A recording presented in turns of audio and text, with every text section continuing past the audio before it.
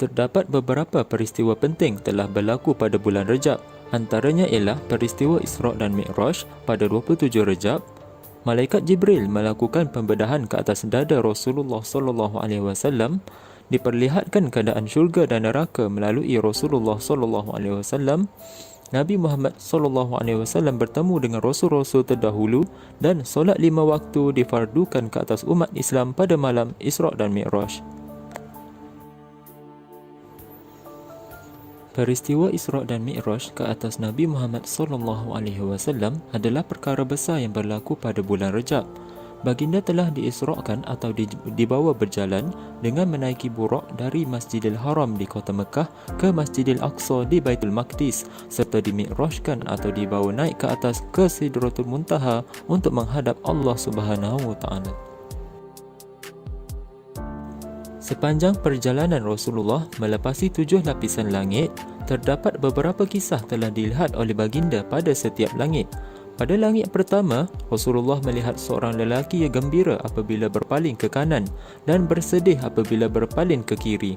Jibril berkata, "Itulah ayahmu wahai Muhammad," iaitu Nabi Allah Adam AS. Di langit yang kedua, Rasulullah bertemu dengan Nabi Isa dan Nabi Yahya AS. Maka mereka memeluk Rasulullah dan memuji baginda kerana baginda adalah Nabi dan makhluk yang paling afdal di sisi Allah Subhanahu Wa Taala. Pada langit yang ketiga, Rasulullah bertemu dengan Nabi Yusuf AS. Pada langit yang keempat, Rasulullah bertemu dengan Nabi Allah Idris AS.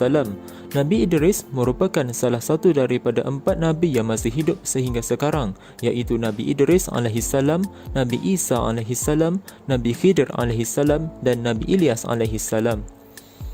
Pada langit yang kelima, baginda berjumpa dengan Nabi Harun AS.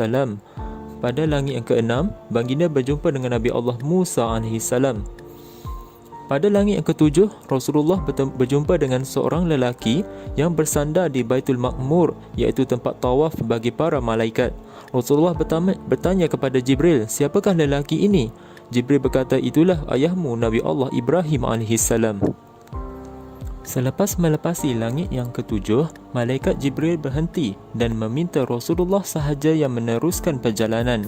Maka Rasulullah menghadap Allah Subhanahu Wa Taala dan Allah telah memfardukan kepada Rasulullah dan umatnya 5 kali fardu sembahyang. Daripada peristiwa Isra' dan Mi'raj ini, mengapakah ibadah solat sangat istimewa daripada ibadah yang lain?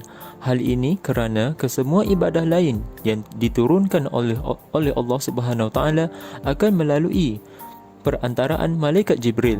Namun pada malam Isra' dan Mi'raj, Rasulullah sendiri menerima kefarduan solat daripada Allah Subhanahu Wa Taala secara langsung tanpa melalui perantaraan malaikat Jibril. Rasulullah bersabda bahawa solat itu merupakan Mi'raj bagi orang mukmin. Umat Islam tidak mungkin dapat merasai Mi'raj seperti Rasulullah.